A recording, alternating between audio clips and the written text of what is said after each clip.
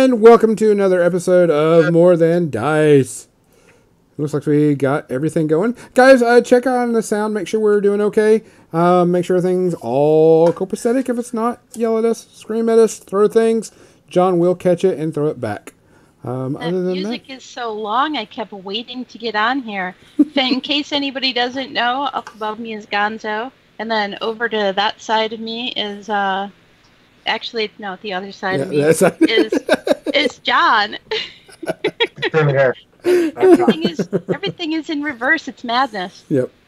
Other than that, welcome to another episode. Today we're going to be talking about, Kathy's going to give us her review and playthrough of WarCry. Episode number anymore? Not that I know. I totally lost track after not being here last week. And I will be talking about Conquest. John, what episode are we on? It's Kathy's job. Why does it get stuck with me? You have one job, Kathy. One job only. Oh my god, it's like so difficult. I don't even know if it's episode 88 or not. 89, 90?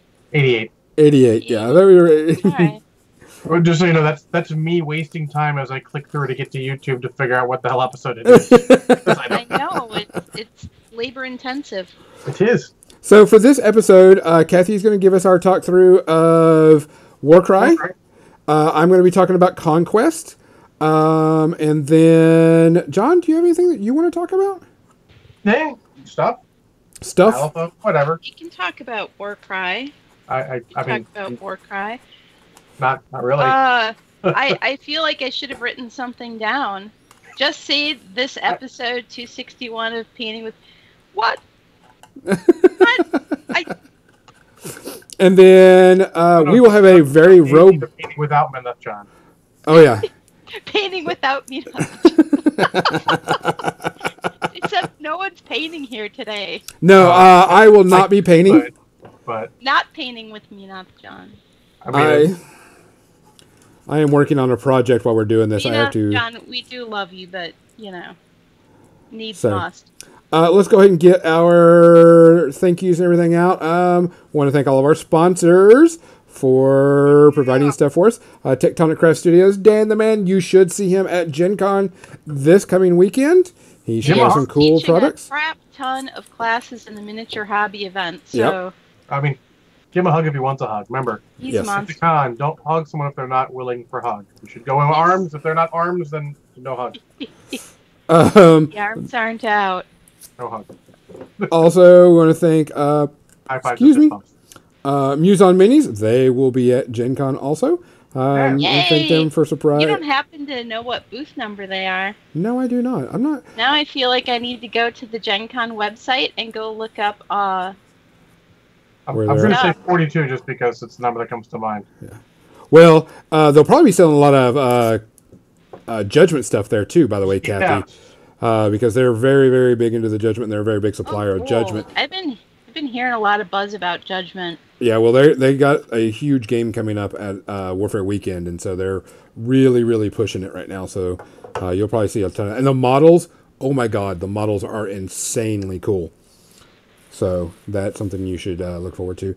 On top of that, we have also Mechanica Studios, which I meant to put up the contest this week, but of course, health things kind of took over. I mean, life happens. Life happens. So I didn't get to. I will be doing that shortly because we do want to give that away. Gen Con. That way we're not fighting with Gen Con. Yeah, we're going to do it after Gen Con, so we don't have to worry about that. Kathy will not be here next week, so I'll have to just deal without that. We'll be trying to figure out what we want to do as a episode anyway. It's going to be hard to replace her for one day, but we'll try. Who is Muse on Minis with at Gen Con? Discount Games Incorporated? No. Are they not going to be at Gen Con? They're usually at Gen Con. They're not listed as their own booth, so I don't know where to find them. Oh, usually they... I bet you they might be with Judgment then. I did just see Parabellum War Games. Oh yeah, go by them and say hi to them, guys. I will be writing this booth number down right now. Yeah, go say hi to Parabellum War Games is booth 2865. That will be way towards the back end of the exhibitors hall where all the cool stuff is. Oh yeah, usually that's where all the cool stuff is. Fair. That's fair. That's where all the new cool stuff is. Yeah, go say hi to them. Tell them you saw them on our podcast. That'll be really, really cool. We want to thank them again also for sending us a free copy of the game. Yeah, that was really amazing. That was like, I'm like sitting there and I got this big box at my doorstep. I'm like, what is this? Came from Greece. I think I know what this is. Holy crap! That is awesome. That is very cool. See if it picks up at all at the local store. They actually got some copies in, so I'll be chatting with the guys there in a minute to see what's going down with it. Yeah. So we want to thank that. We want to thank all of our listeners too, guys. I mean, we have a lot of people that listen to us and not watch us, which is still cool and great. We have no problem with that whatsoever. That makes it even cooler than anything else because we know that everybody can't just spend the night with all of us and our pretty faces. So we want to thank all of our listeners that listen to us on all the different platforms. We have people that listen to us on Stitcher and people that listen to us on a couple of other things. We appreciate it. People that watch us on Patreon or our Patreon subscribers. Guys, y'all are the one that keeps us open and running and going more than anything so we can keep on bringing content to y'all. Pretty much we will be changing up some of the rewards soon, but they'll be pretty sweet. If you're new to our channel and you want to support us, you can always hit the like and follow buttons on all of our social media sections. And if you want to help us out, Patreon's a really good way to do that.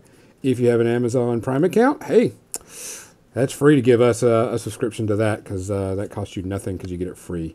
So more than welcome to do that. I actually do it myself. And as do I. Subscribe to our own channels. Yeah, so we want to thank everybody. It means a whole lot to us that you listen and watch and everything. So also, if you see Kathy out at Gen Con, say hi. She could be a little weird, but she's usually friendly. Come up and hold your arms out, and I'll hug you. There you go. If your arms are not held out, high five, fist bump, it's all good. Kathy, where are you going to be hanging out at Gen Con so people know where to find you? I'm going to be hanging out all over. All over? Jim will be at the Badger Airbrush booth 5-something, in the 500 aisle. Yep. In the back. Something awesome, I'm sure. So that's like our base, which I will return to. But I will be out and about. Out and about. Trying to see all of the things. Are you going to be taking a ton of pictures? I certainly hope so. Well, maybe we can make sure and get those posted everywhere. That we can have it. So, guys, back to what we're doing. We just want to say thank you for all your support. It really means a ton to us. We do have at least, I know, one tribute today. And that is our late passing of Rutger Hauer. I know a lot of people always say Blade Runner for him. But we also got to remember things like Lady Hawk. Yeah, Lady Hawk, Blind Hitcher, Crosswords. Yeah. He was in at least one Batman movie. I think he was in Batman Begins. He's done a ton of smaller roles too. People forget that he just and also international movies as well. Yeah. I think he was also in Hobo with a Shotgun. That was him, I think. Yep. It's supposed to be very good. I haven't seen it, but it's on the list. I just remembered Lady Hawk a lot because that movie was super cool to me as a kid. Or as a teenager. Yeah, I loved that one. I have that movie. I enjoy it, but man, there are parts where they're like, "What?" Well, it's not the best movie, but it is really fun. Yes, it is very fun. It is a very fun movie. I enjoyed it a lot, and so that's where I remember him from more than anything. So to him, is anybody else we need to give a shout out to? Not that I know of. So. To Rutger. Cheers. Cheers.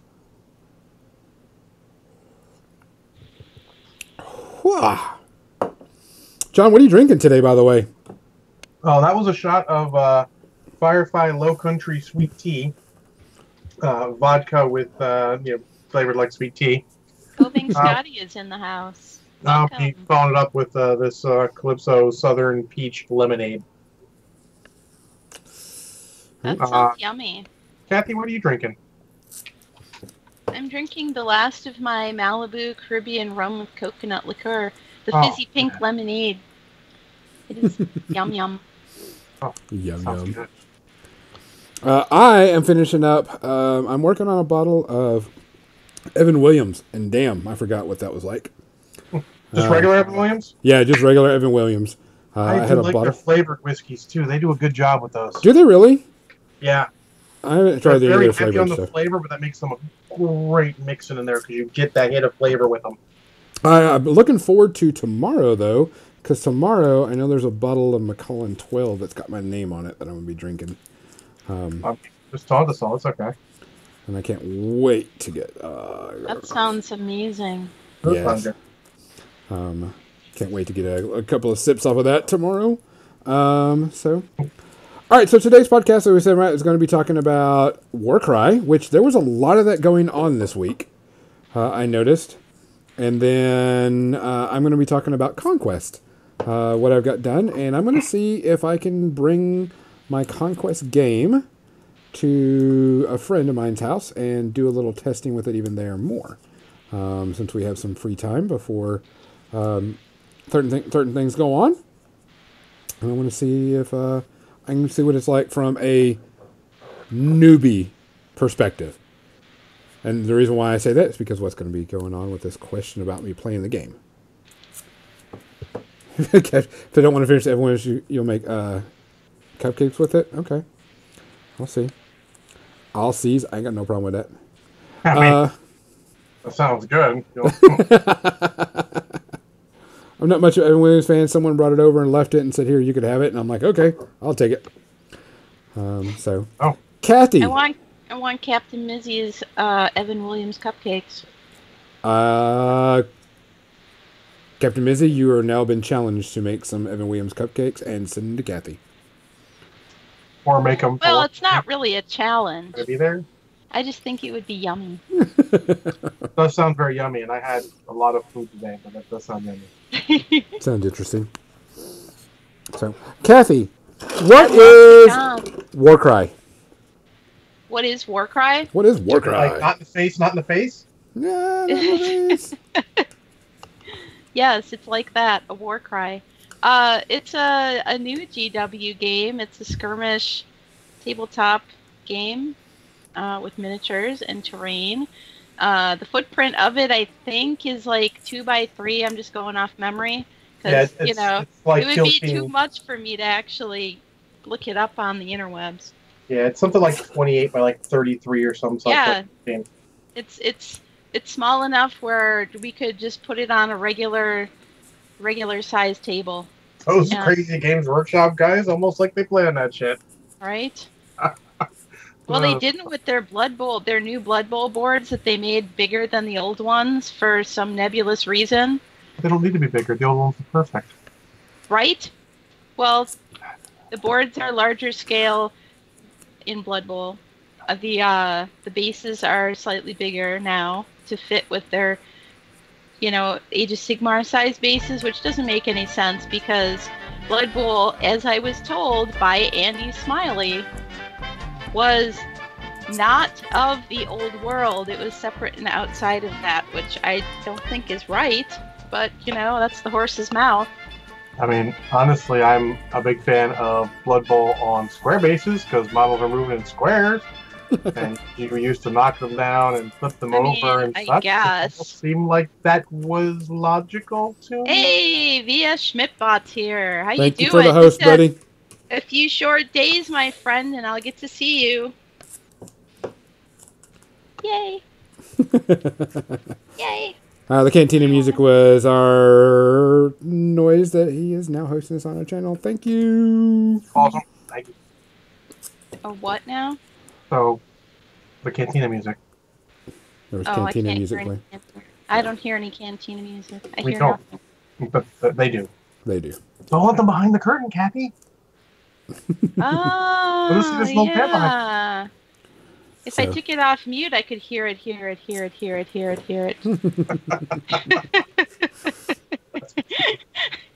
Oh, my. I believe we're off topic. Let's get these trains back off topic. So WarCry. WarCry. I wish I had written notes down because on our earlier we talked about how there's been a lot of buzz with my friends about Judgment too and how cool the models are for that. But yeah, so last weekend was the Adepticon staff picnic, and one of the guys who heads up Adepticon has it at his house down in Peoria, which is about 2.5 hours or so from us.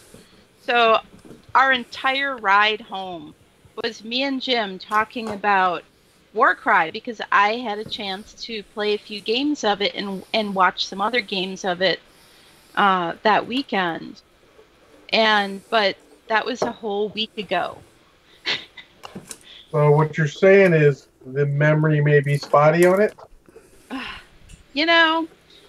still remember it kicking ass. It was so much fun. I loved it. So in this game, like in Guild Ball and Malifaux and some of those games, you've got your character card, and it's got your stats on it, and it has the points value of that character. So when you're doing the points-based game, you can, you know how it goes. You're adding up your points. Everybody knows how to add, I hope, if you're playing a tabletop game. Mini. What the heck is this Judgment thing? It's a game. It's a game. With miniatures. That's actually all I know about Judgment right now. But I have friends who are just like, look at these awesome miniatures. This game is so much fun. And that's that's it. That's all I know. I believe the miniatures for Judgment are a larger scale. Yes. Yeah. 50 millimeter. Sort of like 52 millimeter. That's like the old Wizard scale, right? Or similar to that? Yeah, but if you've played War Machine Horde, it's about the size of a jack. A war jack or a large war beast type thing. The same size as this model right here. Yeah, they're large. For the people, okay, we'll go off topic for a second. Since I've been talking with the Judgment guys and Jay Larson is running the tournament at Warfare Weekend, since we'll be running the national tournament and end of the year tournament at Warfare Weekend for Judgment every year from here on out. Judgment is and I hate to say this, a MOBA style game. It's What's MOBA for those of us who don't understand acronyms? I don't remember what it stands for. But it is a League of Legends type gameplay. Yeah, I don't know what it stands for. I never played them. I never got into them, but that's what everybody says that it's like. Massive Online Battle Arena, MOBA. Okay, there you go. Thanks, Banyan. What is... Yeah, but Banyan, what does that mean? What it is you have a small group of people. You usually have about 5 or 6 models, and those 5 or 6 models fight in an arena-style combat. The Shut game... up, B.S. Schmidt-Bot. I'm not old. And the...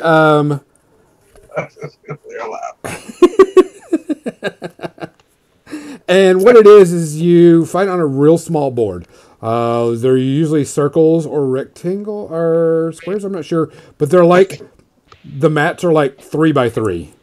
Okay. And you go to capture points. And when you capture the points, you get points and your characters can gain levels and do all this other stuff and get more powerful. The models are gorgeous beyond belief. Yeah, it is PvP, not PvE. There is nothing like that. But the models are extremely gorgeous. I know that one of our painters this year at Warfare Weekend is doing a painting class, and her painting classes are $50. But you get a Judgment model and get to learn how to paint that model at the same time. That's cool. Yeah, so I mean that's a really cool deal that she's doing. I know that Judgment at Warfare Weekend and at Gen Con are running specials. Like if you buy the 2-player starter set, you get special things. I know if you play demo games, you get a certain amount of points. You can trade your points in for more models. I think if you get like 10 points, you can trade 10 points in for a free model or something. Let me interject something here real quick. Banion? No. Yeah, many games? No. No. Yeah, no. Already. See. He's already nixed you. Yes, the models are roughly about $50, give or take, depending on which ones you buy. There are a couple of them that are about that price range. But they are very good models. They are very worth the money. Other than that, yeah. It's a good game. It's got some cool aspects. It sounds really cool. It's just, I mean, God, so many games fighting for time now. Yes. Speaking of other games fighting for time, what about this WarCry thing? WarCry? What's that? WarCry. What army did you play at your WarCry demo, Kathy? I played, well, the first one I did was the Iron Golems. So you have, in the starter box, you have the Iron Golems, and then you have the beasts. You know what? I'm just going to go to the Games Workshop site, for crying out loud. So that I can remember what all this shit's called. So, what's in the starter set? Loading. Yeah, I know, it's riveting. Right? So the Iron Golems, and then the what are they? The Untamed Beasts. And the Untamed Beasts, they're both chaos, but the Untamed Beasts are slightly less tough and a little faster, and they have a big kitty beast thing. Thing. And they've got the beast speaker. The beast speaker can, like, he's got a special ability if you roll doubles, where he gets an action that will allow him to spur the beast onto a free attack, which is really cool because the beast does some awesome damage. Cool. So the dice mechanic actually is interesting, where you roll, what is it, activation dice, or it's basically determines who goes first. You roll 6 dice. Mm-hmm. I think it's 6. Anyways, you roll 6, I roll 6, and whichever one of us gets the most singles goes first. As in, okay. So, like, I have doubles, I have triples, I managed to get a quadruple. I set those aside, and then whatever singles remain, whoever has the most gets to decide, do I go first or second? So it's sort of like the opposite of rolling a poker hand. Okay. Yeah. So, but when you get the doubles and the triples and the quadruples, there's a card for each faction that has special abilities that you spend those doubles and triples and so forth on. And then there's some generic ones, like you can add an inch to your movement if you spend, these doubles. Or you can specific doubles? Is it like double ones does this, double two? Depending on which ability it is, it can use like the value of your doubles. Okay, but sometimes they don't all do that. Okay, that's cool. So that was interesting. It was helpful for me when I played the Iron Golems, because they're slower than the beasts, and we had these twists. So they have these other cards, and I'm going to go back to and look at this. Fighter cards, blah blah blah. I wish I had taken notes. Look at note that inherently the inherent gangs, or whatever they're called, groups for this, are all going to be little Chaos War bands, though they do have rules, or will have rules, for all the generic Age of Sigmar factions. So they have cards, and I don't remember what all their cards, but one is the twists, one is some kind of agenda, which is basically your victory condition, or your objectives and stuff. And one is deployment. And we didn't really understand the deployment thing and didn't want to screw around with figuring it out, so we just did the corner deployment, like you do this opposite corner from me, and that's how we deployed. And we didn't know if we were doing it right, but in the box starter deployment thing. That's what it said to do. So I still don't understand, and I looked in the rules and I couldn't see a thing, and I'm like, I hope they FAQ this so that it becomes more apparent. Because me and the guy sitting across from me, neither one of them, we were like, yeah, I don't know how this deployment thing works. I don't know what a battle group is, and it doesn't explain what a battle group is. Like, your war band is your war band. Yeah. It's not a battle group. A battle group is separate. It's something separate. Oh, that's weird. and we couldn't figure out where in it. I'm looking in the index. I'm looking in the table of contents. I see nothing about battle groups. I'm looking in the deployment section. And all it does is say, you put your battle group here. And I'm like, well, how do you determine what your battle group is? I don't know. So we ignored the deployment, special deployment cards. But we did the agenda, which is, of course, your random victory condition. And it was something with treasures. So he places 2 and I place 2. And they have to be, more than 4 inches from the edge and more than 4 inches from each other. Standard kind of thing. And in this particular one, the treasure objectives are something that you pick up and own, and you can move around with them. As opposed to other ones where there's an objective and it's a static thing and you have to control the objective with the most guys. Hey, Hellboop. Which is the other game agenda that I played. And then they have the twist. And in the first game, the twist was something like swampy or marshy ground. And that's not what it was called, but essentially that's what it was. And so anytime you start your movement on the ground, it's -1 to your movement. So my guys all had a move of 4. So now it was a move of 3, and my dwarf was hating it because his move is 3 to begin with, so he could move 2. And this is where the terrain becomes handy. If you get on that terrain as soon as you can, now you're moving normally. That particular twist isn't going to be affecting you. So the terrain actually matters in this game, and they do a really good job with making some really cool looking terrain. I've done that a lot lately. And GW is good at that. Yes. The models were really fun, although they're kind of taking a page out of the Malifaux model fragility, kind of the really bendy, tiny, thin plastic parts. Oh. So that's yeah. There were a couple times where I was picking up, a model that has these whippy chains, kind of bending around it, and it's got like a flail on the end, or this is big flail. And the chains are so thin, and when I go to pick the model up, they kind of squeeze in towards the model. I'm like, how are ham-fisted gamers not going to break the shit out of this stuff the first day they play it?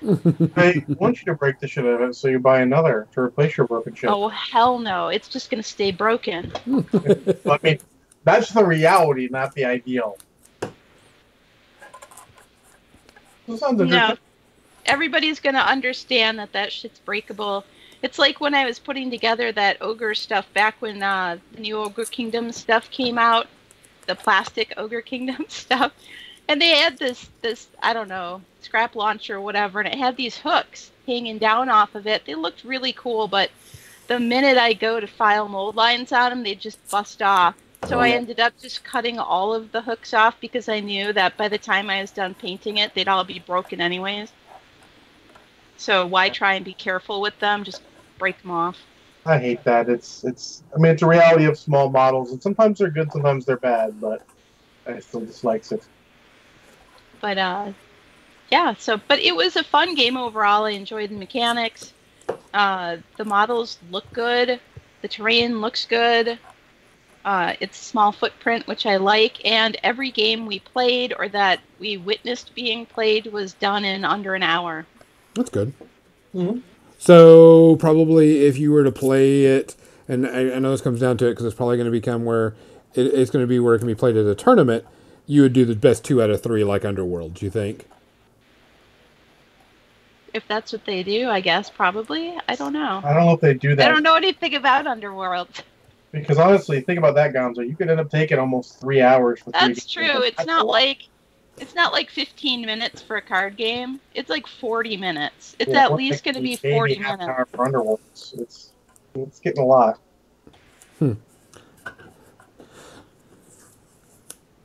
So, well, I mean, overall, do you think you're going to buy into it or buy some stuff for it and play it? Or Am I going to buy it? No, because I don't have anybody to play it with. The only reason I got to play it last weekend is because I went 2.5 hours out of my way to go play with people. Do you recommend it?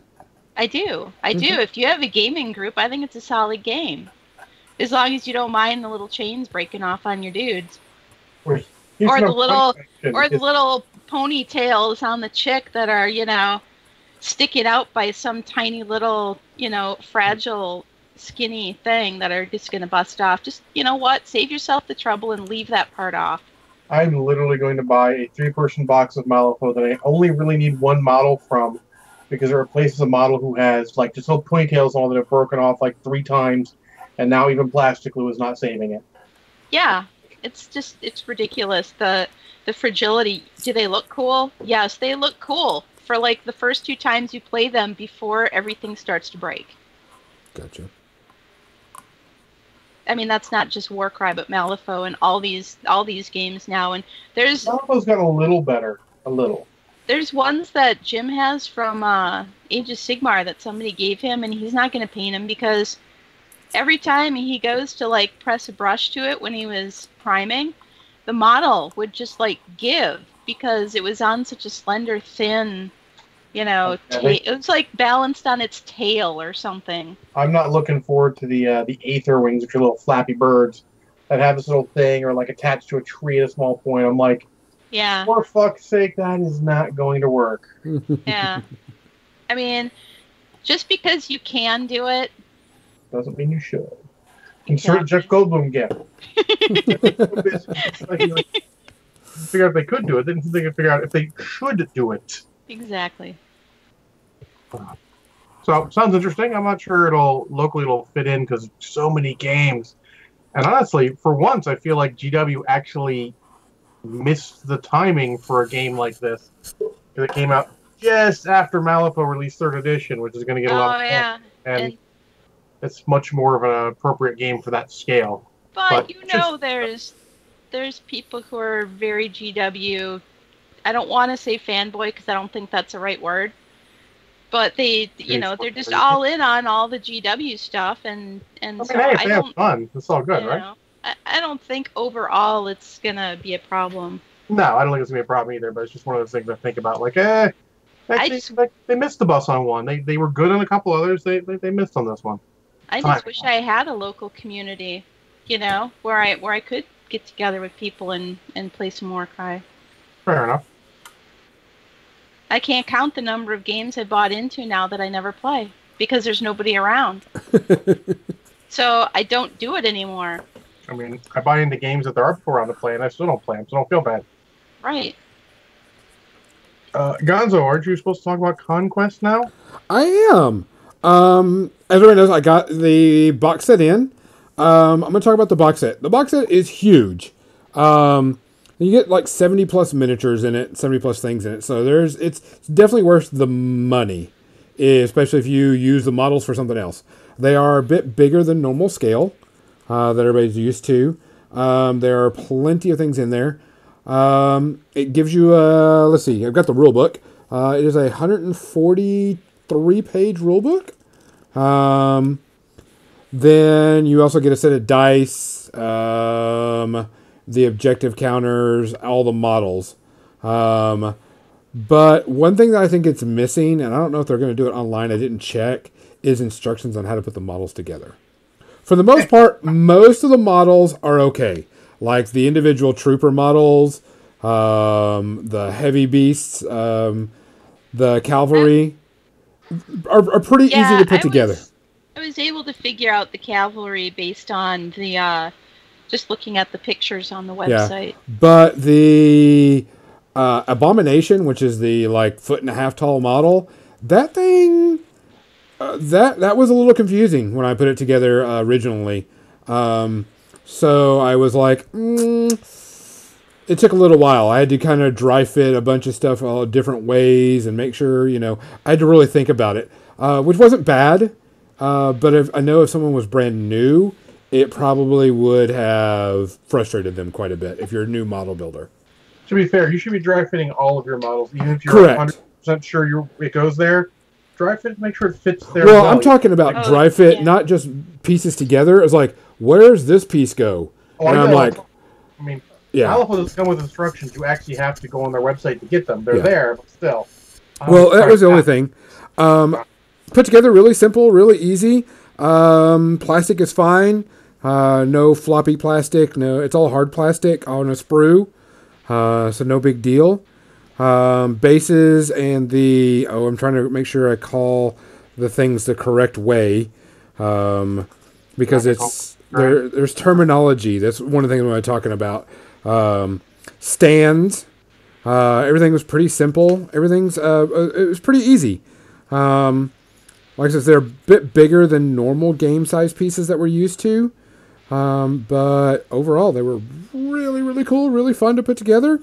Poses are pretty static except for the Abomination. Since he's got 4 legs and 2 arms, you can actually kind of pose it where he's up on his hind legs or down on all 4 or one up and one down. There's different ways you can pose the Abomination. Everybody else is pretty static except for the troops. They got a little bit of movement in the arms and like torso twist is pretty much it, and the head. But overall, it was pretty decent. I went and read through the book. I've read through the instructions 3 or 4 times. The game is very different. John and I kind of covered this a little bit whenever we were talking with the guys when we had them on the podcast. It's weird to roll your dice low. Yes, it is. I mean, wait, wanting to get to roll low. Yes, yep. You have to roll low in this game. So if you got a stat of like 3, you got to roll a 1, 2, or 3. Or if you got a stat of 5, 4, 3, 2, 1, you don't roll high. So it's kind of a weird concept. I'm probably going to bring it over to a friend's house Monday, late afternoon, and let them test it out because they're not a miniature gamer. So it's just going to be kind of, see where it is from another person's perspective. I'm always used to either rolling the high numbers or adding the numbers together, blah, blah, blah. Alpha there, Gonzo. Ain't no rolling involved. Yeah, no rolling at all. I'm actually kind of looking forward to that. So I went through the book, and pretty much everything's what people think. You roll the dice, you do re-rolls, measure distance. You can measure distance at any time, no big deal. You choose in the model. It actually gives you the point value of what you should play at mostly, which I think was 2,500 points. I didn't outfit the box set to see how much it was because it has where you can buy spells and buy abilities to change the cost of a model. So that, that kind of changes the thing. Like you buy the spells of your wizard or whatever, it changes. It's pretty simple in its basic form. Marching, shooting, clashing, all this other stuff. Clash is your melee, pretty much. Your attack is how many dice you do. Wounds is how many wounds it has. Resolve if it's going to run away or turn away or anything. Defense and evasion. Something I thought was weird is you do have a defense and evasion. And some abilities ignore defense and some abilities ignore evasion. Because you roll the better of the two. Yeah. Most of the time. So I understand that. I do kind of like that as an idea. It's very interesting. Using the cards is kind of weird because what you do is you set up your hand. You set up your cards, put them in order, and then lay them face down, and you draw so you can figure out what you want to do and how you're going to do it. Healing models, destroying models. I'm kind of going through the book just to make sure I don't forget much of anything big. Everything's played in a phase. It's an I go, you go type thing. With models, it's not like my entire army goes and then your entire army goes. It's alternating activations. Yeah. I go, you go is the what we call the GW style, where I do everything, then you do everything. Yeah, I think what's really, really interesting about this game that makes it stand out is your entire army doesn't start on the board. Yeah, it was interesting when I saw that too. Which I thought was really weird. And they have a little chart, which this game, especially being new, needs a cheat sheet per se of activation, all the little things. And then, like light regiments arrive on a 3+ on turn 1, so on and so forth. So you got, just things like that can, help you figure out how to do things. You've got a lot of, you can do each model or stand, I should say, can do 2 actions, and they can't do more than 1 action. They can't do the same action more than once except for march. So you could pretty much run, double march, which is a run. But everything can only be done once, unless, of course, there's something that lets you break the rules. As we know, there's always something that breaks all the rules. Of course.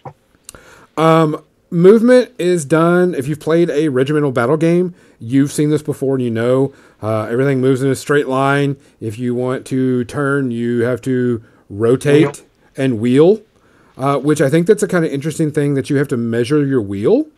And for newer players, that might be an issue because you're measuring a curve, they would think, but you're not really measuring a curve. You're just measuring the distance it went. Yeah, you're more measuring a point where the furthest point of your base, how far that point of your base moved on the correct. You're not measuring the curve, but I can see how people could get this confused. Warhammer old guy, so I correct. know about that. Yeah. So it was just things. The way reinforcements come in are kind of weird, and I'm kind of confused on it a bit because they say they come in on different areas of the thing. Yeah, different scenarios, they come in different areas. Correct. And it's all based on the scenario and what you roll. And what size they are, right? Correct. And what unit they are, too. Yeah, what type of unit. Like type of heavy unit. Infantry or whatever. Heavy regiment. And you can actually fail onto getting reinforcements on the board, so they never make it. But usually, I would rarely ever see where a unit wouldn't make it on the board. It is mathematically unlikely, but mathematically possible. Correct. Charging, done pretty simple. You move your distance, roll a d6, and you get to add that. If you don't make it, you still move it, but you're stuck. If you move it and you contact a model, you get you get a charge off. Pretty simple. You can move through your own troops, but you can't land on your own troops. And if you declare a charge and you charge over and there's not enough distance, like you just kind of didn't do it right, you can actually screw yourself over quite a bit. Yes. It is very, like I said, it's very regimental, so you're going to be rotating left and right and wheeling. Old school Warhammer people will get this no problem whatsoever. This will be easy peasy for them. That's sort of who it's aimed at inherently, is the old school Warhammer guys who...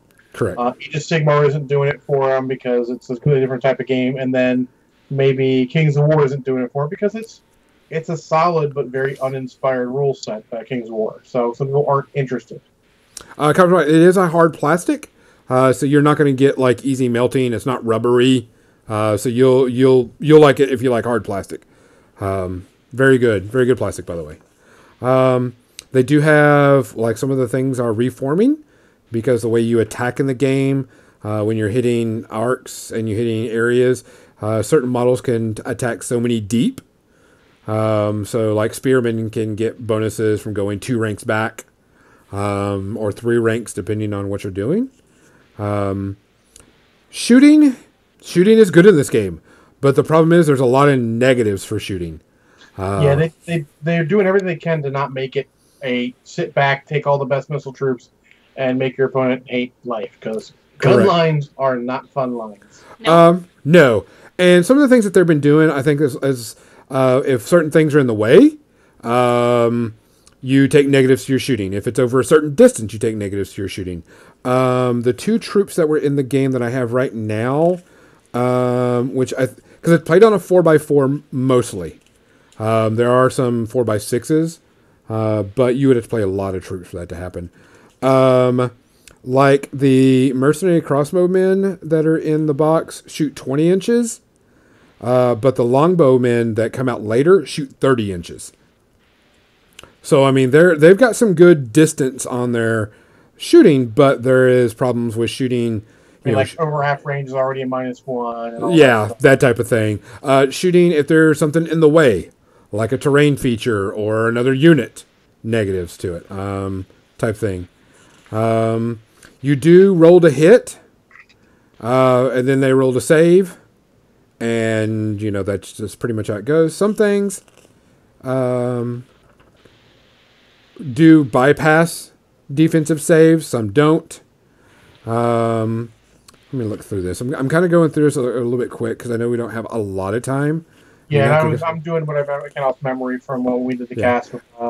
Removing casualties, you remove from the back rank first, and then move from the front. All heroes, commanders, and characters belong in a unit. Nobody runs around solo. Because in real war, no one ran around solo. That's a good way to die. There are a way to do challenges in the game, so you could challenge another hero to combat, so you can take out heroes. There are panic type tests, which are testing morales, which can cause problems, and you can get things done.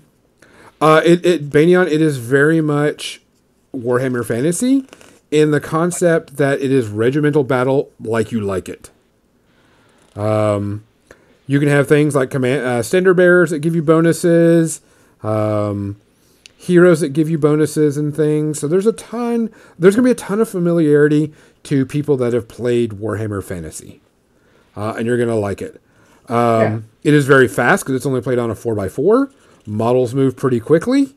Things go in and out pretty quickly. Magic can be stupid good. Yeah. Because they have things that are, you check the range to see if you're in range. All right. You check to see what the difficulty is. And you check the casting effect, and you can get rid of it. And there's a thing called scaling, where if the spell is a scaling spell, you affect more than 1, 2, 3, 4, 5 stands. You can affect a lot more models. So it's not just boom, lightning bolt, and it hits and does 3 damage type thing. You have enemies that can interfere with it. So I mean, there's only a few spells in here. Like for example, Call Fog. You range itself, you cast it. All stands in the caster's regiment counted obscured against all volley actions until the characters act again. So you get a defensive bonus. Fire Dart, 16-inch range, casting difficulty 3, inflicts 1 hit per success hits, and have the Cleave 1 special rule. So, I mean, there's different things like that. The one thing I think that they did really good is terrain. For everybody that likes terrain, they did it just right.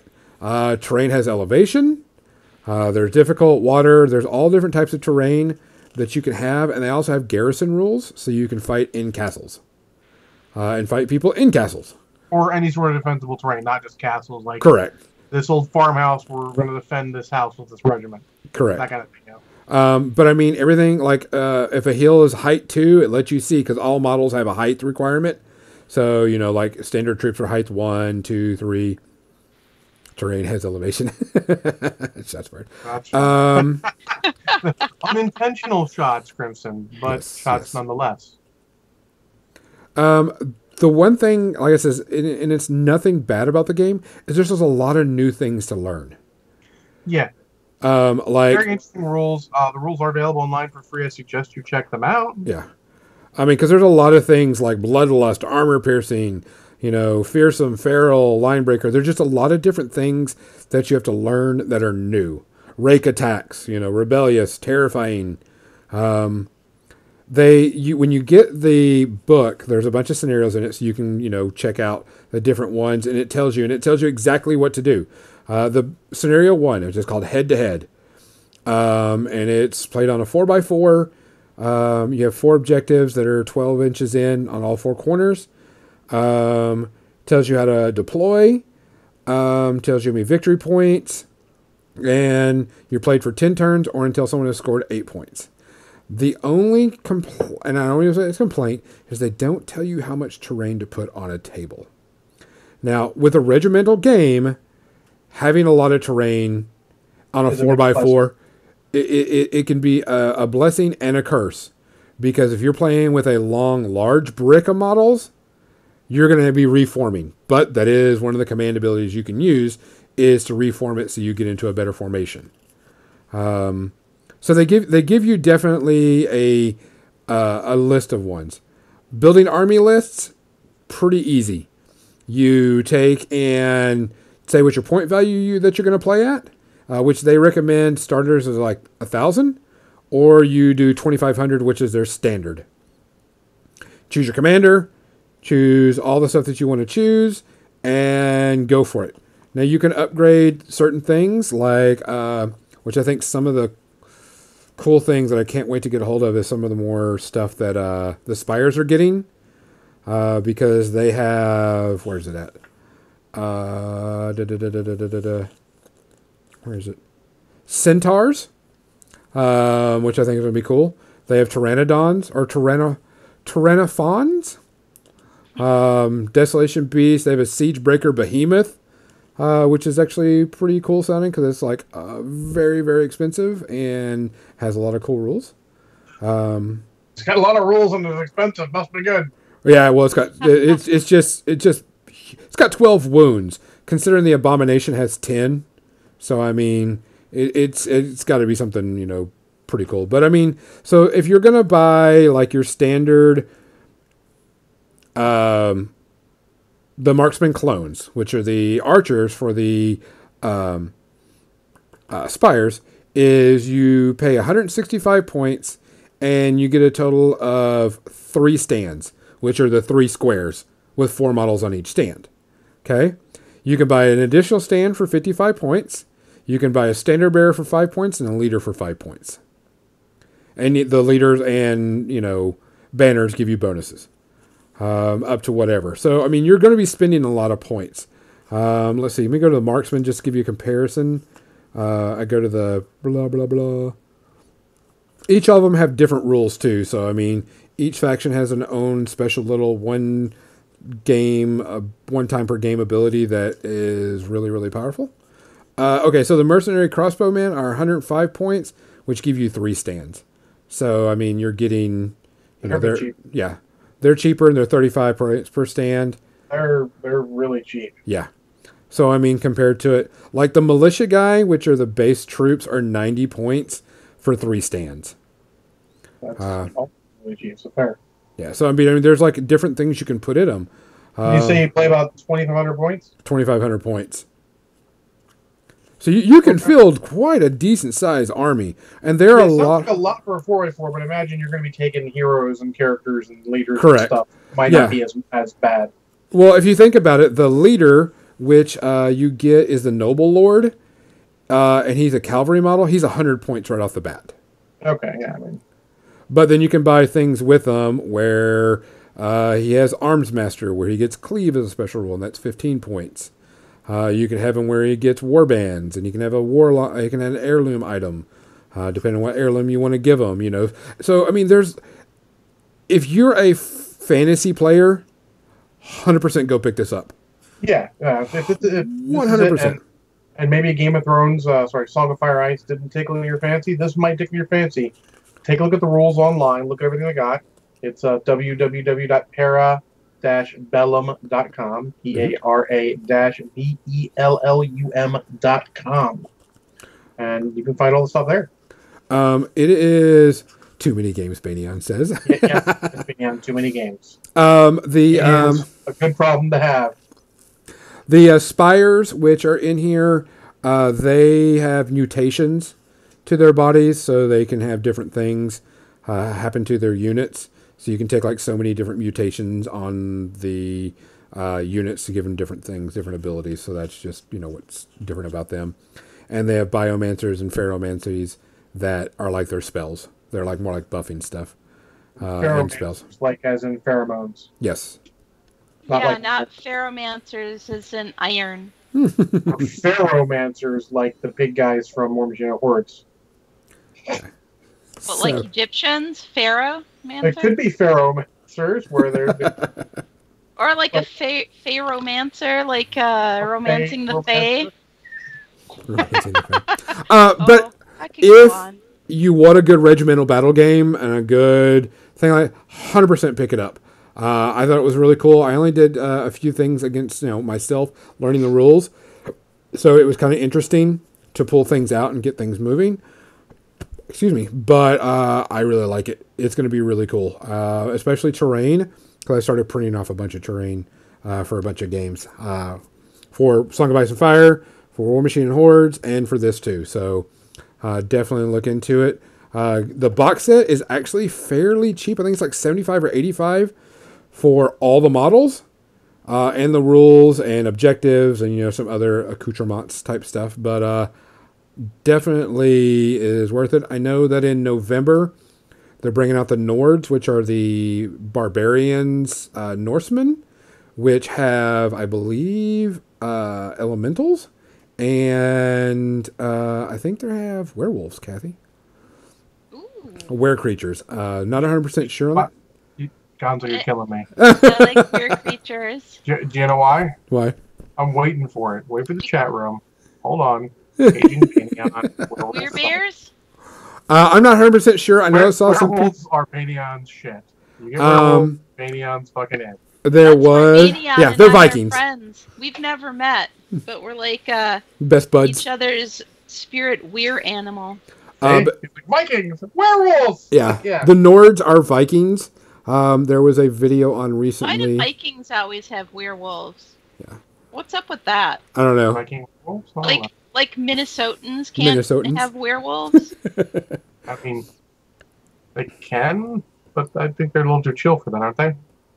Maybe. Maybe. They're really just this side of Canadian. But everything looks really cool. The Nords will be in November, and I think the dwarves come out a little bit before that. I'm not sure. I always see dwarf models. I'm going to take a look at those just because a well-done dwarf model looks good.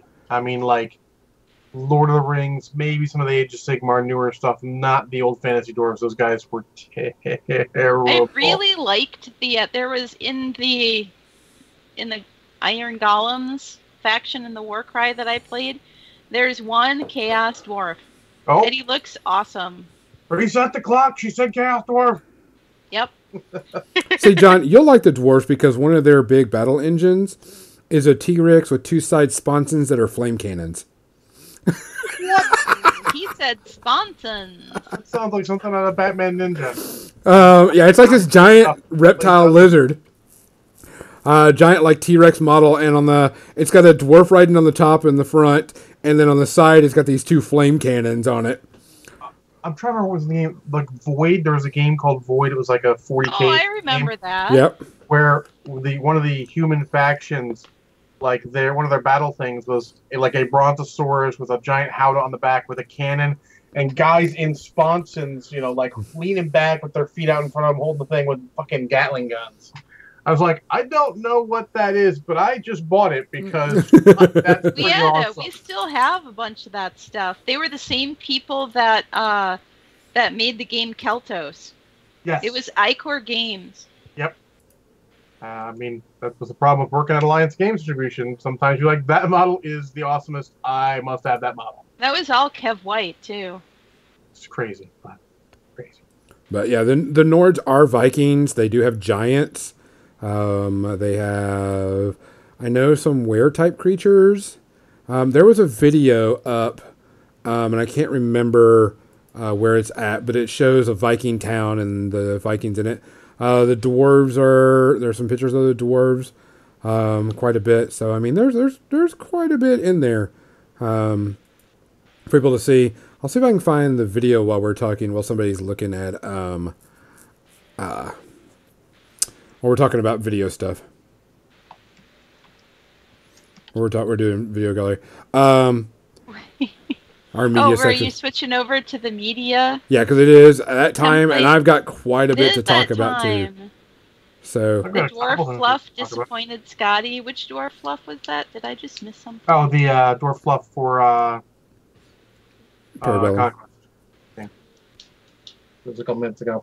But I've got I don't know. I can talk about anywhere from 2 things to more than 2 things. I have 2 things I could talk about. 1.5. Half of one. I did watch 2 different shows this week, which is unprecedented. I played games and I watched shows. Oh, I've got quite a bit to talk about. So let's see. I have a total of. Let me go to my list. Conzo. 1, 2, 3, 4, 5. 5 things. That's not bad. No, I'm about to say. I mean, you might get through that in 2 episodes. Let Kathy start, because Kathy really has something to talk about, so we'll give her that. I do, I guess. Yeah. That's a resounding, okay. I saw the last of The Expanse. I had thought that I was done, and as John said earlier when we were talking, it has a few times in season 3 where it feels like it's the end of the season. It's kind of like the final Lord of the Rings movie, where it has like 70 different endings where you think, this is it, it's over. Oh wait, no, there's more. Wait, this is it. The entire last half hour of the film was a bunch of different endings. So The Expanse seemed kind of like that way in season 3. Yeah, there was a point where it felt like an ending point, and then it just kept going. Yeah, that's why I thought, oh, we're done. And Jim's like, no, I think there's a few more episodes left. And I'm like, no, it's done. You probably stopped before they even went through the ring. Yes. That was a natural stopping point. You're like, it was like an end, but there are more episodes left. Like, the guy went through I think it was the one where the Belter guy who's, lovesick goes through the ring to impress his girl. He's stupid. He's lovesick, which is the same thing, really. And I don't know why, but I thought that was the last one. Whatever. It wasn't, and I liked it. I liked how it ended. I thought it was fun. I liked how it seemed like season 3 was kind of a journey of how these people, who were so close, and then because of the one person's betrayal, or perceived betrayal, kind of fragmented a bit, and then how they kind of worked their way back together and found that common ground again and really became a family. Yeah, absolutely. And I like how a lot of them, they're fighting against each other, but a lot of times it's not like they're enemies. It's not like at the end they're like, I'm more an enemy because you opposed me to this one thing. They're still, talking to each other, still, I don't know, friends, comrades, whatever you want to call it. Mostly with the Belters, if you look at that, they were on either sides of it, but at the end they're there, sharing a drink, because that's sort of how they are. I really like the one where the captain and her first mate end up, getting stuck in this situation, and they kind of spent that one episode, with the two of them. I really like both those characters. I really like the way they played off and how it ended there. I feel like all the characters were really deep. They don't necessarily make smart decisions, but they make decisions that make sense for that person. Yeah. And that's I still really wanted important. to, throughout the entire series, I still wanted to slap James in the face. Not my husband, James, the character James. Yes. Holden, I'm like, Holden, yeah. I'm like, yeah, he does kind of come to realizations, but it just, I'm like, stop whining, you little baby. Pull up your adult pants and get going, boy! So, what do you give it? Like, how many space herpes you give that? I give it 1. Okay. Because I really wanted to slap James Holden. That's fair. I absolutely loved the Belter culture and the Belter Creole. The whole sort of dialect that they developed. That the writers came up with for that. I thought that was pretty genius, actually. Yeah, it's very good. So yeah. Oh. Yes. John, do you want me to hit one so you can go for like 2, and then we'll circle back around? Yep, go ahead. All right. I watched the first 2 episodes of Magnum PI, and I don't mean the new one. I mean the old one. You mean like for the first time? Well, I mean, I'm sure I probably have seen them, but do you remember what happened in the first 2 episodes of Magnum PI? Well, he ends up breaking into Robin Masters' estate. Well, because he's paid to. Right, to test the security, and ends up working there. I do. I sort of vaguely remember it. So it's funny you vaguely remember it, but it's not correct. He's actually already been hired by Robin Masters to test the security and to hang out there after he mustered out of the military. The end of the first is more he gets to, he's just testing security and ends up, no spoilers, it's just in the fucking 80s, for fuck's sake. Oh, good God, he ends up stealing the Ferrari and stealing the Ferrari and then using it. And then, actually even told Robin Masters that his security was good and impenetrable, even though he broke in, because he didn't think anyone else could do it because he knew some inside stuff. So it's good there. And the whole idea is, of course, he's an Navy SEAL. Before Navy SEALs were something we talked about, so they never called him a SEAL, but that's basically what he is.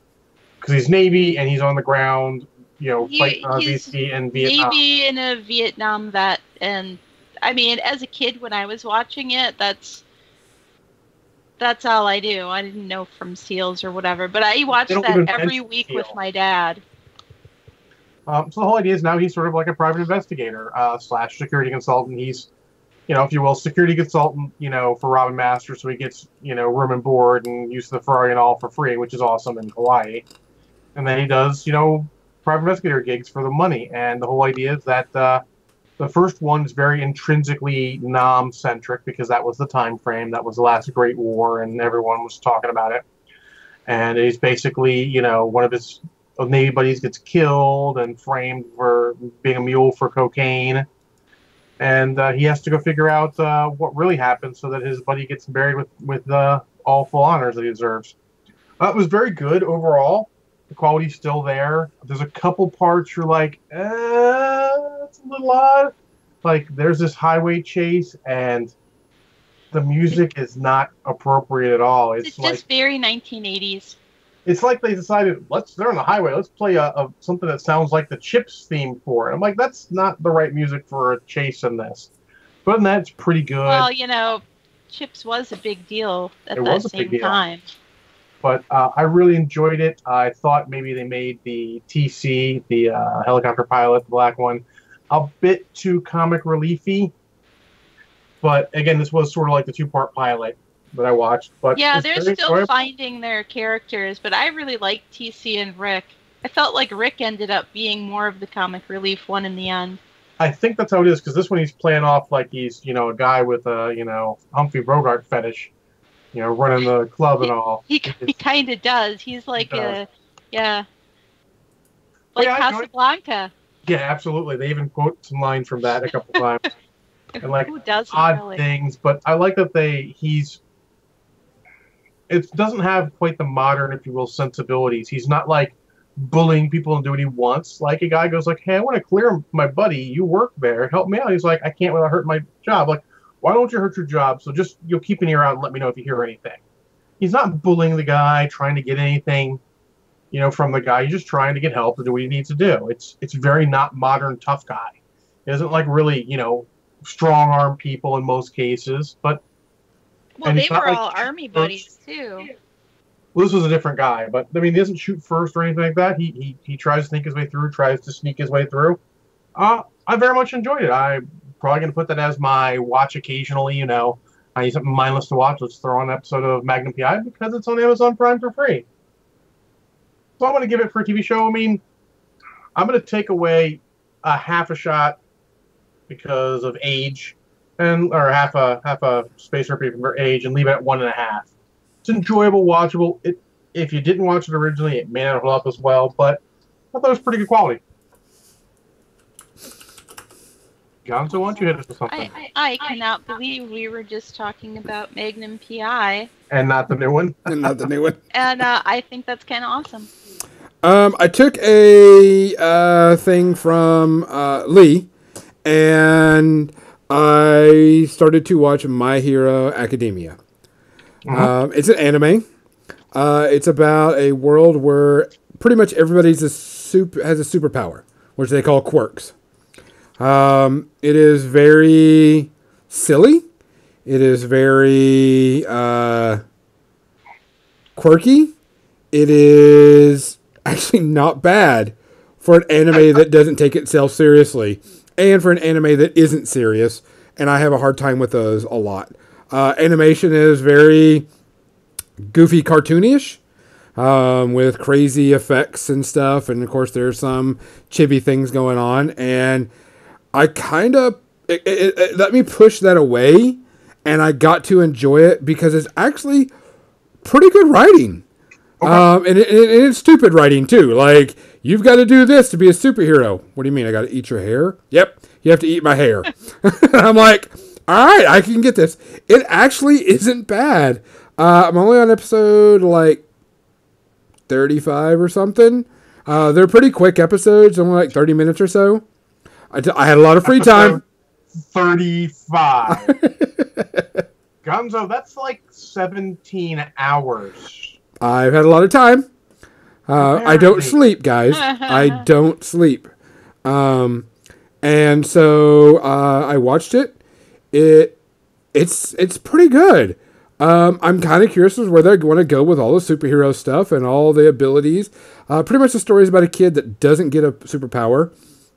He has to earn... He gets a superpower from another superhero. And he has to go to superhero school to become a hero so he can get the job of hero in the world and become a hero in the world. Because if you want to be a superhero, you have to go to school for it, and then you can go do it. And so he's working through that. He's got really cool powers. It's actually pretty neat. Kind of reminds me of some Darker Than Black episodes. Every time he uses his superpower, he can break a bone, or he causes damages to himself, so on and so forth. All the characters have really cool different powers. Everything's pretty neat. It actually was, like I said, I was impressed. It was actually pretty good. I'd put it off a lot because it looks kind of too cartoonish. The thing is there's not a ton of sexual fan service in it, which is a really good thing for me. So since there wasn't a lot of that, I was very happy. They do have some, but you can tell that it's done for a certain reason. It's not like, hey, I'm going to jump through the air, so we're going to see nothing but panty shots for the next 25 minutes. So I mean, it wasn't like that, which is very good to me because I can't stay this. I can handle chibi more than I can handle fan service. Fan service just really gets on my nerves. So I enjoyed it. I thought it was really good. I'm not caught up to the current episode. I'll continue to watch it.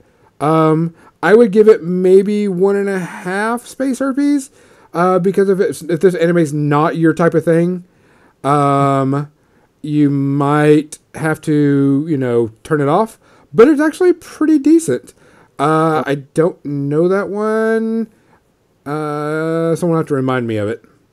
So there you go. You have your choice for 1.5 space herpes. You can watch My Hero Academia, or you can watch Magnum PI, the original series. But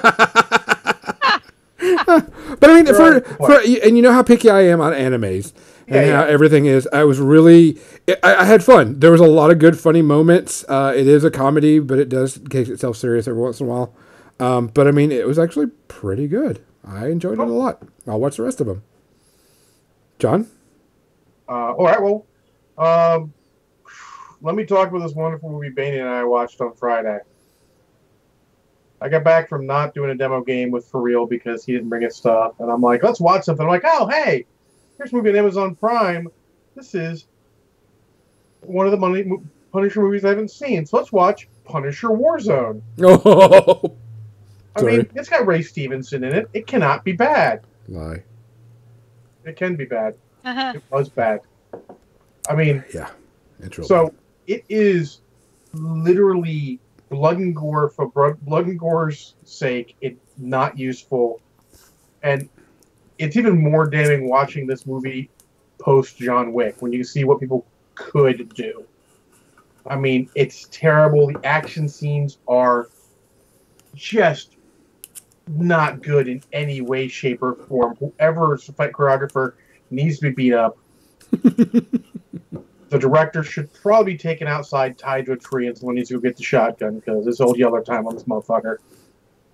I didn't even look who the director is. I don't want to. Might spoil my opinion of someone who just had a bad movie.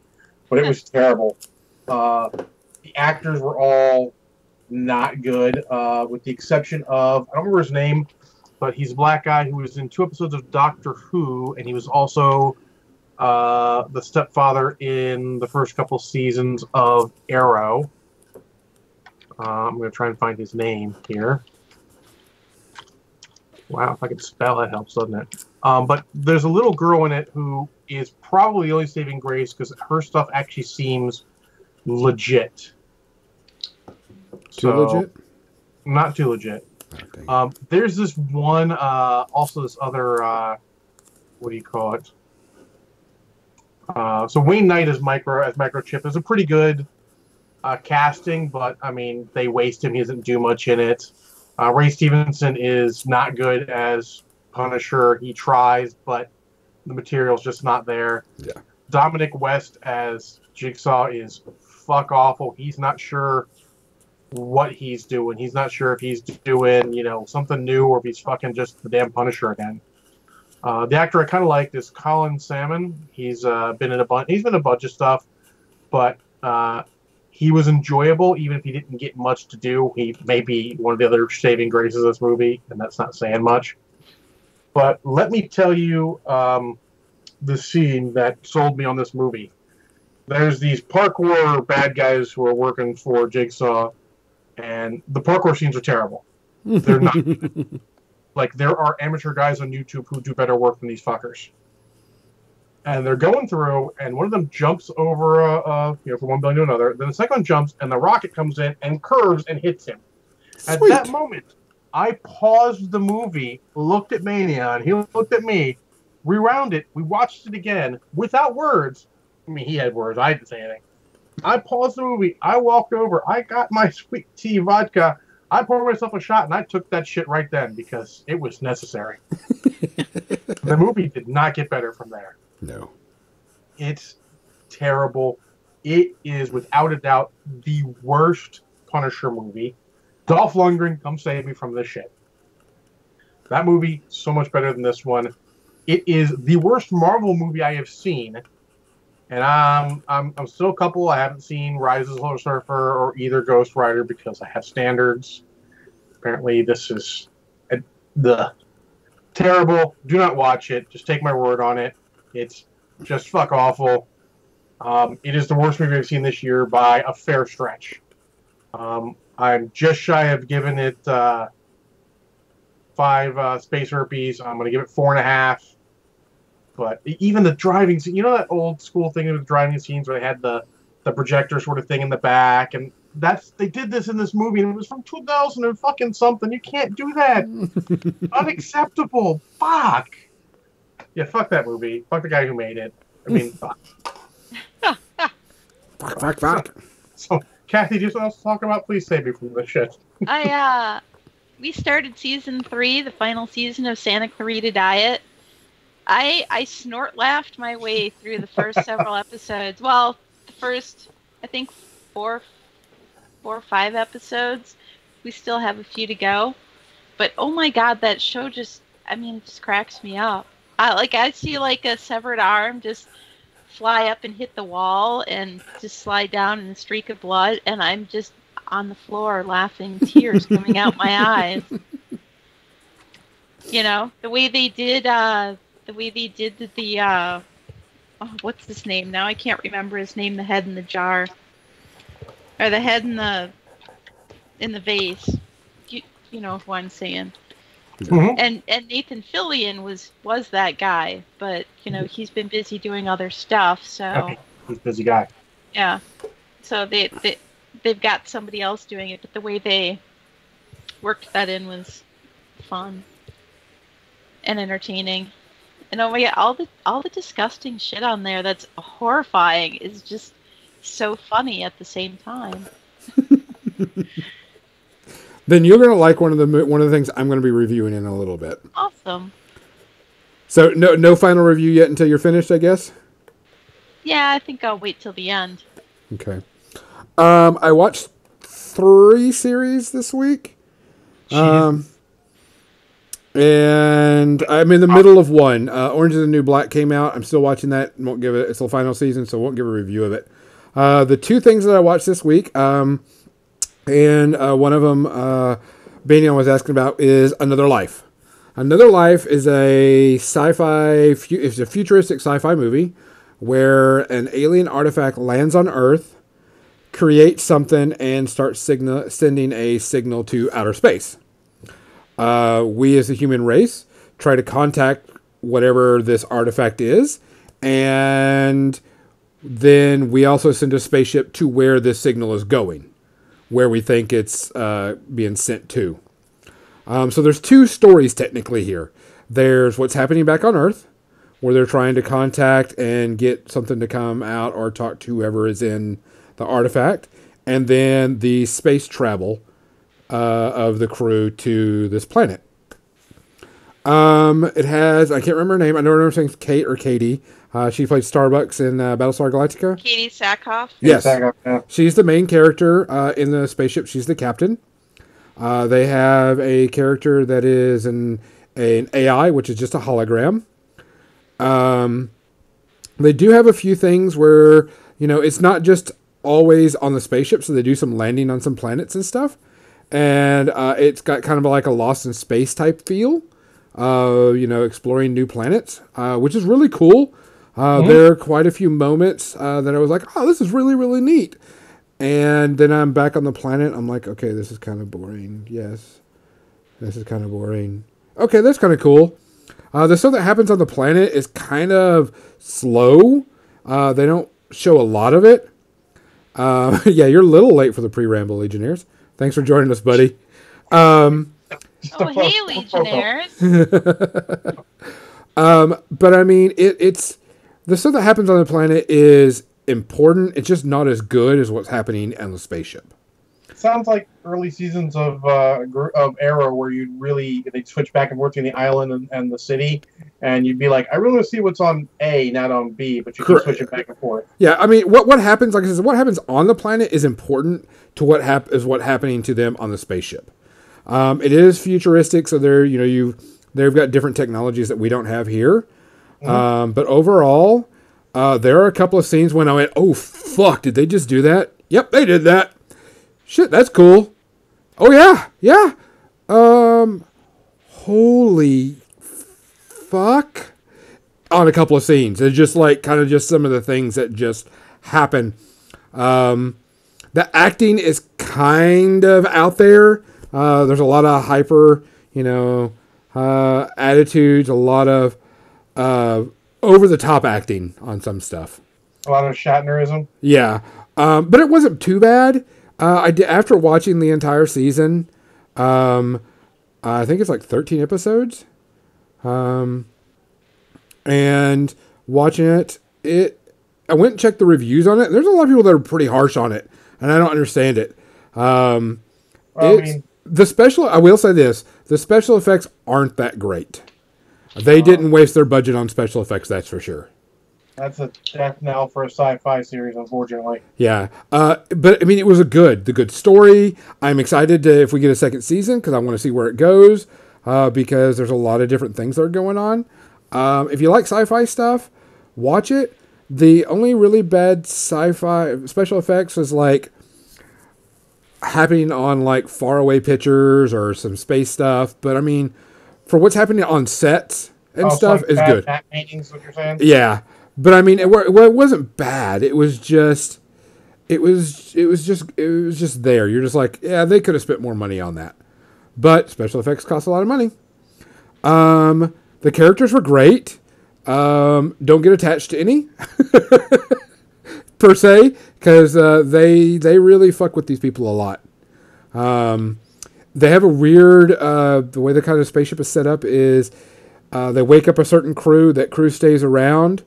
And then they have other crews and other stasis pods.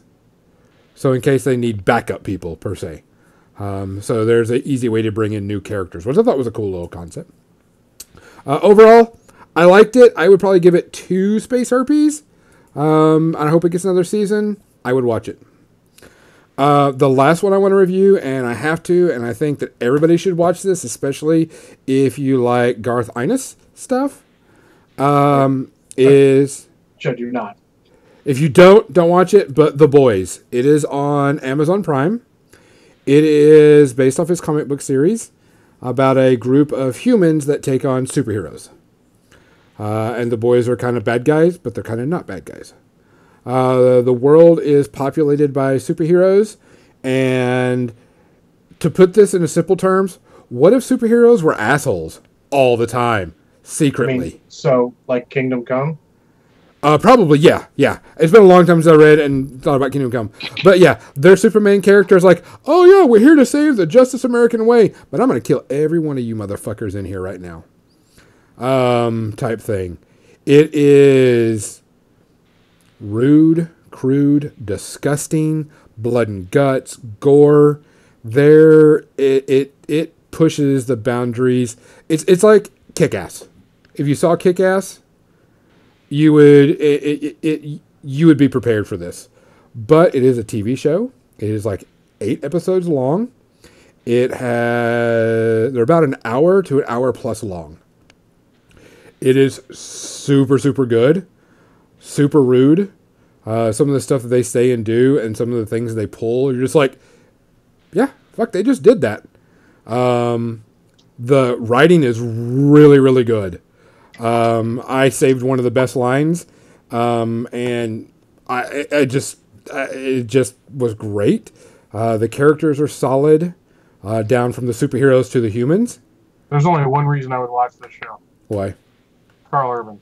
Oh, he is amazing in this, by the way. Carl Urban deserves our support because he is a fucking... He plays the main... sci-fi and fantasy awesome dude who gets in everything and gives it his all every time. He is amazing in this, by the way. He is the main character of The Boys. The Boys are a group of humans that are tired of superheroes bullshit, and they're out to kill the superheroes. Yeah.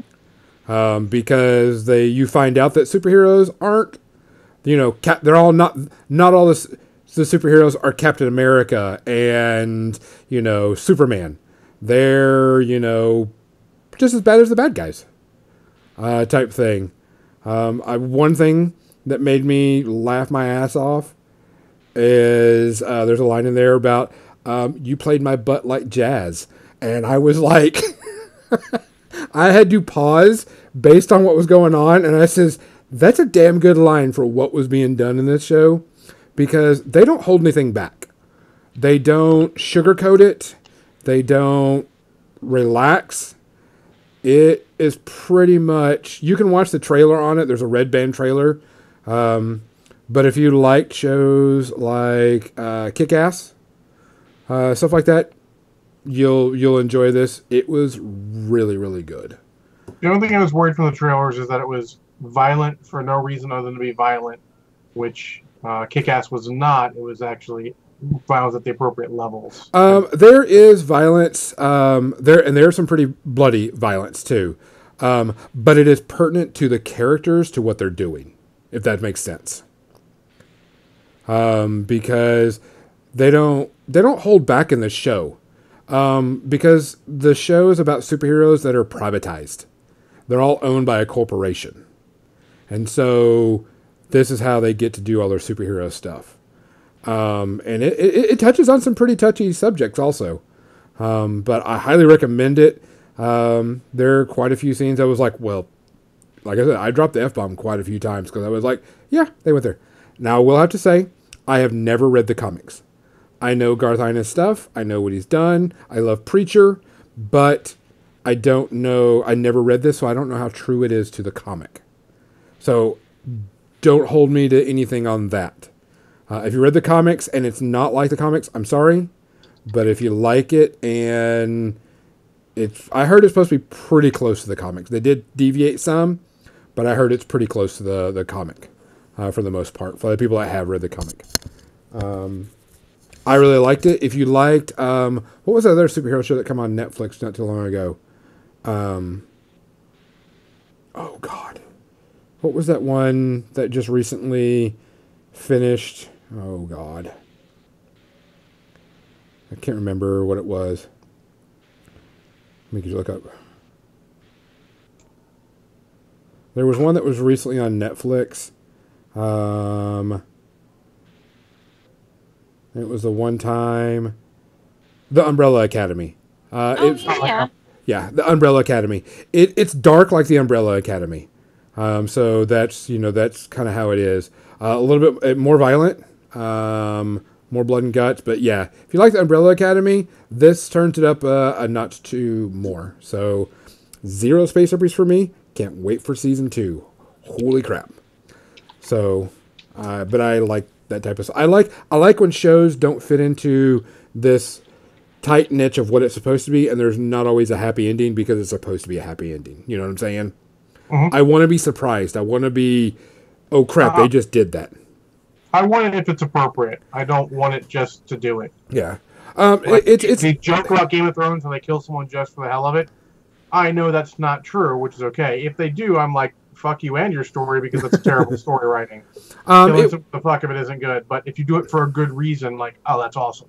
Yeah, it wasn't done just to do. There were reasons behind all the deaths and stuff, and it pertains to the story. It wasn't like they were just blowing tac nukes off and just nuking everybody. Yeah. Like I said, that's good, but some of the people don't. So, yeah. But we'll see. I highly recommend it. Go watch it. If it's not your thing, I'm sorry. It was mine because I can't stand shows that are predictable, and this was not predictable. Even though I didn't read the comic, it just was really, really good. Oh. So with that, that's our show. Unless someone else has got something they want to say. I'm John. I'm Gonzo. I'm Kathy. Good night, ladies and gentlemen. Oh, gotcha on that one, Gonzo. Gotcha on that one. Yeah.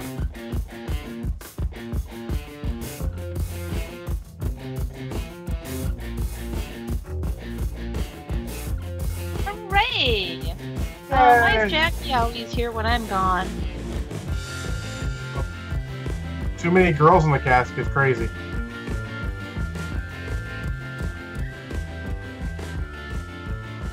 What? I don't know what's going on.